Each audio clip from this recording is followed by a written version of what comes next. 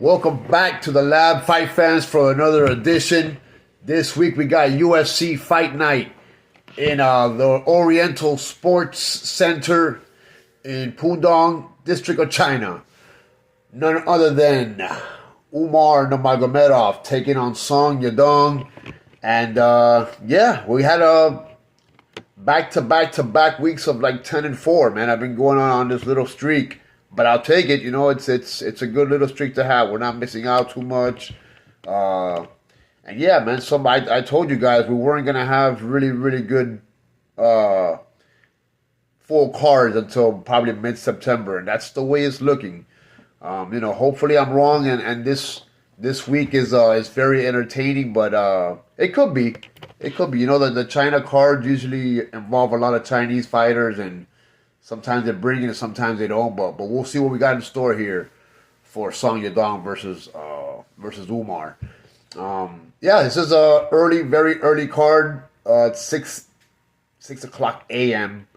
is the main card starts here Eastern time. So that means the prelims are at 3 o'clock in the morning Eastern time.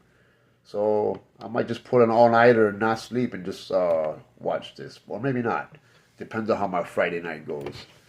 But yeah, let's kick it off. Let's get it rolling. Hopefully we don't fall off the ball here and continue the great picks. All right, we're gonna start off the first fight. I believe the first fight of the night is Ding Meng versus Cam Nelson. Cam Nelson's making his UFC debut here. Ding Meng has a lot of experience. Did fight the last card in China. It kind of surprised me because he was off for a while. This guy fights with the China fans will be behind him. He is the first fight. They are the first fight, but I believe the Chinese crowd will be in there, will be rooting. Haven't seen too much of Cam Nelson, but he's very inexperienced. I'm gonna go Ding Meng here by decision. I think this fight's gonna go the distance. The best bet is that it at least reaches round 2. I don't see this being an early stoppage for either guy, and that's how we're gonna start the card off. All right, next fight we got Jingnang versus Julia Polastri. We saw Polastri not too long ago. Her last fight, I believe it was a few months ago, when she fought Alcantar, and it was a decision loss for her. She unanimously lost, but it was a pretty good fight. Both women brought it, and I don't expect any less here. They call her Psycho, and she fights that way, man. Psychotic chick. If it goes down to the ground, I will favor her. So it'll be interesting to see how this fight plays out. Both women are gonna come and throw punches and see who can land better. But if it does go down to the ground, I do got Julia, especially in the later rounds, winning. She could sub her. I mean, it is very live. I'm very tempted to put the sub in, but I say it's gonna go the distance. I think Jingnang's not gonna want to get submitted there at home. But Julia Polastri's on a mission. I really do see this being a sub, but I'm gonna be safe and say that it goes the distance here. So, best bet is that it reaches at least the second round. I think this is gonna be a contested match. Got 2 decisions here to start off the card. Next, we got Lawrence Liu versus Hector Santiago. A Brazilian in the house against this guy, Lawrence Liu. He fights out of City Kickboxing, so doesn't have much experience either, but very explosive fighter. He is well coached. A City Kickboxing team, very good trainers and fighting overall, and they do pretty good for the most part. And this Lawrence Liu guy he looks like he's he doesn't have much experience. Very green, but upcoming talent. I like what I've seen so far, and the best bet here is that this fight does go at least to the second round because I do got it over a round and a half for this fight. It's one of my bets, but I'm gonna say. I mean, anything could happen. Some guy could get caught here. As I see this bantamweight fight, does look like it's gonna be very exciting. But at the end of the day, I'm gonna be safe again and say that Lawrence Liu wins by decision. And yeah, it could get tough for him, especially with Hector Santiago, the Brazilian, who Brazilians travel well, and they always bring their A game wherever they are, backs against the wall. In Brazilian in China, but yeah, I think the cornerman is going to be way too experienced and will ultimately help Lawrence pull off the decision victory. So yeah, I got 3 straight decisions here starting off the card. All right, next we got Xiao Long versus Francisco Nuzzi. Francisco Nuzzi making his UFC debut here. Xiao Long is another guy with a lot of experience. Yeah, man, he's a little bit of a wild card. You never know which Long is gonna show up. Sometimes he comes battle tested, and sometimes he just he makes very questionable decisions that you wonder what's in his head or if it's the corner telling him. I think, he has 3 fights in the UFC. His last fight, he lost a decision to Cody Garbrandt.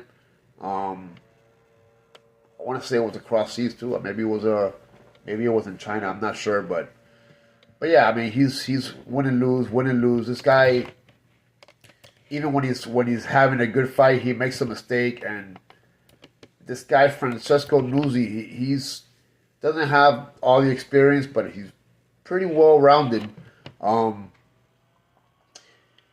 Yeah, man, just give me the Italian prospect Francisco Nuzzi to pull off the upset here and win by submission. I'm gonna say in the later rounds. All right. Yeah, and just to be safe, the best bet here is that this fight at least reaches round 2 as well. All right, we'll move up. Jack Jenkins versus Sean Woodson. Man, both of these guys are making their 2026 debut. They haven't fought in a while. Man, Sean Woodson was winning his last fight until he wasn't. Got KO'd by what's his name? Oh my God, I can't believe his name escapes me right now. Dan Ige, sorry. I don't know why I was thinking something else, but Dan Ige got the 3rd round knockout against him, and it was, I guess, sort of questionable. Maybe an early stoppage, I don't know, but against Dan Ige, you can't get caught, man, and he was fighting good until he wasn't. And yeah, and now he's fighting Jack Jenkins, who hasn't fought since the latter part of last year as well. Both veterans, both high energy guys. This could be a very fun fight to watch in the featherweight division here. But I just think Sean Woodson is way too long. I think he has like a 10-inch reach advantage. And it might start off good, but once he finds his range, I think there's no stopping him. I think he's gonna want to avenge that KO that he lost, that he suffered in his last fight. So yeah, man, give me Sean Woodson to win here by TKO. I don't know if it's gonna come early or not, but yeah, Sean Woodson for the TKO is a call here, and my best bet is that Sean Woodson wins, because even if he doesn't get the KO, he's gonna pretty much dominate this fight. You can count on that. All right, next we got Ray Soroya versus Kevin Borjas, whatever you want to call him. I think his nickname is the Black Cat from Peru. Sorry, the Black Rooster. Yeah, this Kevin Borjas guy. He won his last fight by decision versus Lima, but he's very. I don't know about the style. It's Kevin Borjas. There's something about him that's weird, He did get KO'd by Rodriguez. He got KO'd by Sumerdurgi before. Sorry, it was a decision loss to Sumerdurgi before. So he was on a 2-fight losing streak until he won his last fight. Yeah, man, this guy, I don't know. There's something weird about him, man. Just the way he fights is just, I don't know. But he definitely throws a lot. He comes to KO. He's either KO or gate KO type of guy. He's missing something on his defense that I just don't like, and it escapes me right now. But when I see him, there's something on a defensive level that I think he misses, and Rey Cerulla is very disciplined. If you leave openings, he will expose you.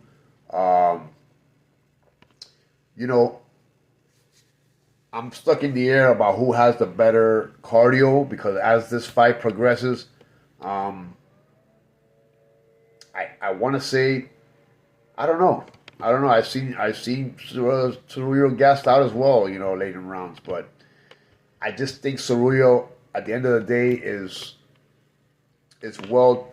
He's composed. He's just way more disciplined, and Kevin Borjas will make mistakes, and when you make mistakes against disciplined, well-coached fighters, you end up paying for it. So, yeah, give me Rey Cerulla to win here by sub.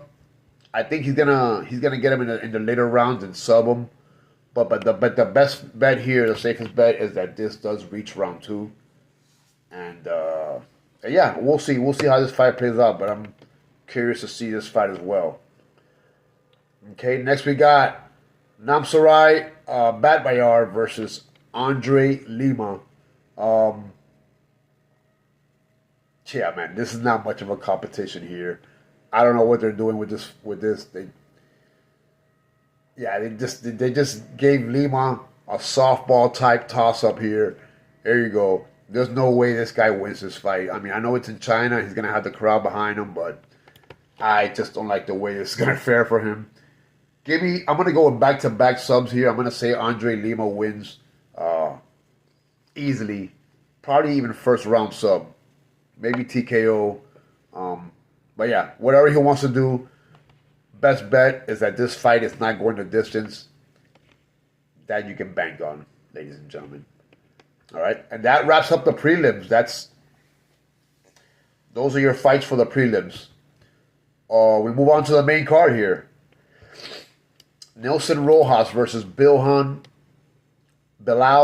Hassan. Both guys making their UFC debut.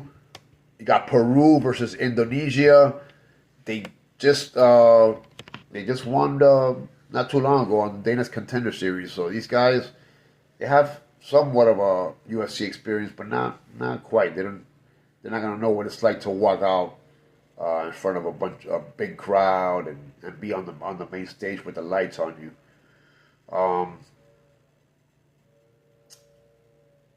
Contrary to the popular pick, I'm gonna say Nelson Rojas wins here by decision. I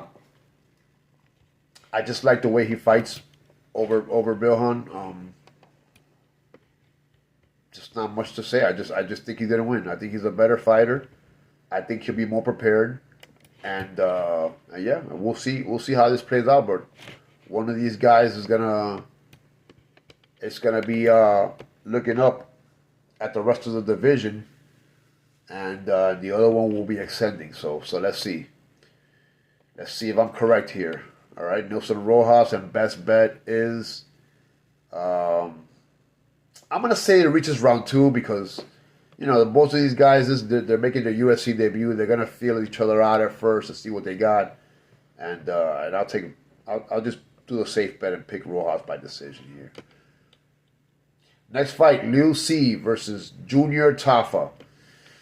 And man, they finally gave Junior Tafa a break. His last few fights have been pretty dangerous. They gave him Alacana. He got submitted. We know Junior Tafa has no ground game. Um, then he knocked out Christian, and then he got knocked out by Baranowski, sorry. But that guy is great, man. That guy's he's destined for greatness. That Baranowski guy. So I mean, lately Junior's been trading loss and wins. He loses one, he wins one. He loses one, he wins one. I'm gonna say he wins here. I don't think Liu C has the ability to take him down. Neither will he. I think he's gonna want to come out and strike and please the crowd.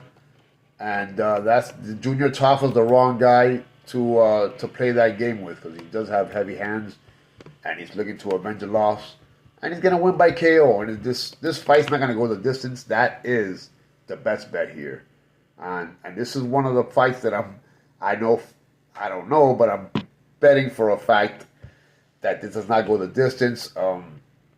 Liu C can catch Junior Tafa, and that's why it's either knockout or knockout here. It's gonna be quick. I don't foresee this fight going too long, but yeah, give me Junior Tafa for the win. Next, we got Alex Perez versus Sumer Durji, and last time we were in China, I believe these two fought, and Sumer Durji was winning, man. He was winning, and I think the fight got called off. It was a no contest. I think it was a low blow or something, or eye poke, something to that nature, where Alex Perez could not continue. I thought it was complete BS. I think he was hurt, and I think he wanted a way out. And props to him. If your opponent puts you in that predicament, Sumer Durji had it. He was started off great. It got competitive, and then he started finding his rhythm. And when he had his rhythm, Alex had no answer for him. And then I believe he hit him with a low blow, or he saved him. And Alex took the bait and got out of there, and he got saved. But I don't think he's gonna get saved this time. I think Sumer Durji is gonna come in with a game plan. He already knows what to expect from him. As long as Sumer Durji does not come out way too confident, because sometimes he comes out way too cocky and leaves himself exposed or gets caught in a bad position. And he's very, very liable to do that. But, I like his overall athleticism. I like that he has the reach and the length here. And, yeah, he's gonna want to make a veg for what he should have done last time. So give me Sumer Durji by sub. And the best bet here is that this fight does not go the distance, because Alex Perez is going to be looking to finish him as well. All right. Next fight, we got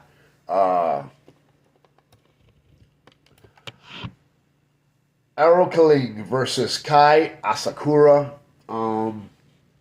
Man, this is another fight. This card is like full of. There's not many competitive fights here.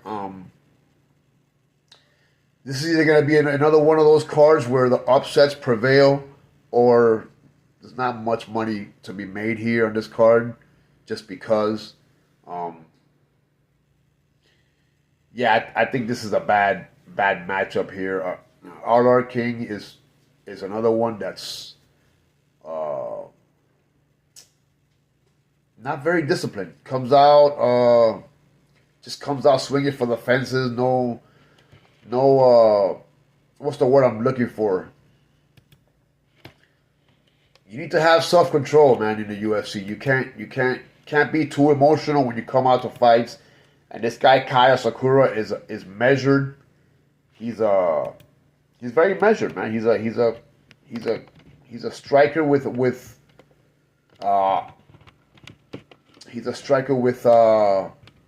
purpose. He did lose his first fight in the UFC, which was to Pantoja. He got submitted by Pantoja, but that's the champ. I'm not sure if it was a late notice fight or not, but he got subbed out. Then he got subbed out by Tim Elliott. So that's he got subbed back to back by two big time veterans who are at the top of the division. And then a couple months ago, he KO'd Smotherman. He looked good.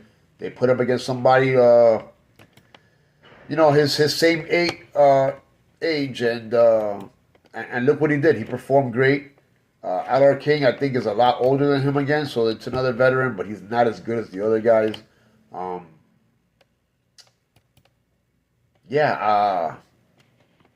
it comes down to the grappling, these guys are pretty even too. I mean, I just like the fact that Asakura has a few UFC fights under his belt, so I think he learned a lot his first two. And Alar King is he just can't be trusted. I mean, the guy's very powerful. He comes to fight, but getting KO'd by Haddon is not good. I mean, he did KO Gibson before that, but then he loses to a youngster like Rosas Jr. Sorry, Rosas Jr. But we know what he does. He wet blanketed him. His ground. If it goes down to the ground, Alar King is done. I haven't seen anything from him to make me believe that he can survive on the ground here. And Kai Asakura is just well-rounded. I think he'll be more composed, and I think he'll catch him. And just give me Asakura to win by TKO or KO here. I don't know if it's early or late. It's however, whenever Alar King wants to make a mistake, Kai will be there to catch him. So, best bet here is that this fight does not go the distance. Give me Kai Asakura by KO here. All right, co-main event is Yang Xiaonan versus Denise Gomez. This is gonna be a scrapping. This co-main event, these two ladies are gonna come to throw down. It's gonna be a high-level MMA fight here. More than likely, this fight's gonna go the distance just because both of their resumes scream it. One is 12-3, the other was 19-5. This is a good fight here, ladies and gentlemen. Same reach, one's a little an inch taller. But these ladies are either, pretty much for the most part, they're going to TKO their opponent or it's going to go to a decision. So give me, I think this is going to be a well-contested, long back-and-forth scrap here. Strawweights usually throw down here in the UFC. The women's strawweight is one of the best divisions, notoriously. Not power-wise, but as far as output and just performances that we've seen. They're either great or not at all. So, but I think this is going to be a great, interesting fight here. I think since they are in China, I'm going to say that Yan is going to have the better durability, even though Denise Gomez might have more athleticism and have more on the ground game. As the fight goes on, Yan will get stronger. The crowd is behind her, so she will be better as the fight goes on, in my opinion. Best bet is that this fight reaches round 2. I definitely got it going over 1.5. So just give me Yan Xiaonan to win here and win by split decision.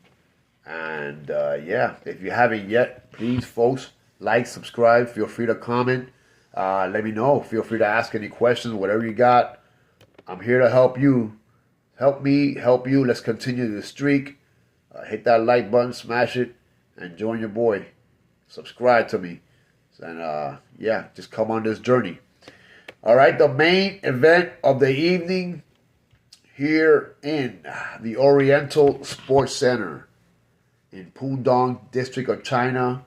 Umar Nurmagomedov versus Song Yadong. Ladies and gentlemen, I wish I can tell you that I'm excited for this main event, but I'm really not. I'll probably be ready. I'll probably be ready to, start getting ready to go to the beach, as I plan to do Saturday. Got a good concert coming up Sunday. And Friday's a full moon. So as it's a full moon here, the fights will start over there in China. So go figure. Yeah. I mean, got two high level guys here. You know, you got a Song Yadong does train with our team Alpha Male, who's high wrestling background, but you know the Kung Fu Kid doesn't really use wrestling. How much has he in his previous fights? I mean, yeah, he did submit Davidson Figueredo before, but then he lost a unanimous decision to Sean O'Malley. He beat Cejudo, so he's on a win-loss streak himself. I like Song Yadong, but you know we all know what Umar is gonna do. We know the Dagestani way of fighting, I guess. It's not gonna be nice to watch. It's gonna be a boring decision. You know, that's basically what he does. He's gonna try to sub him, but I don't think Song Yadong's gonna get subbed unless he gets really tired. That's the only hope he has of subbing him is get him really tired in the late rounds. If he's tired to get taken down, then hopefully I'm wrong and this is a well contested 30-minute fight, a 25-minute fight. Sorry. But yeah, I just don't see it. Both guys, as soon as Umar feels he's in trouble, he's gonna shoot, and that's once these guys take you down, you're in their world. So hopefully, Song Yadong has been practicing what to do on the ground because Umar is gonna look to make a statement. You know, his last fight against Figueredo wasn't enough, so this guy's either he really wants to fight for the belt again. So, you know, it's either do something impressive or, you know, get 3 wins in a short span of time against high-level fighters, and they might give it to him again. I'm sure they will because, you know, he is Khabib's little cousin or brother or whatever, cousin. So, yeah, man, I've seen this story too many times. I don't think Song Yadong has what it takes. I mean, he could listen. He could pull off a George Masvidal here and just KO him as he rushes. But Song Yadong, you know, he's from China. And usually, we saw last week guys lose in their hometown more times than not in the UFC. And being that Song Yadong is from China, Umar is way too disciplined. He has the whole crew in his corner. And yeah, I just see a well-contested fight. There's just no answer for him on the ground. So give me Umar to win by unanimous decision here. Those are your picks. Your full breakdown prediction video for this Saturday. Umar Nurmagomedov versus Song Yadong. Best bet for this fight is that it does at least reach the second round. I think this fight's going distance, if not close. And it is what it is. Enjoy your full moon weekend. Ladies and gentlemen, be safe, stay happy, and make some money. I'll see you guys next week.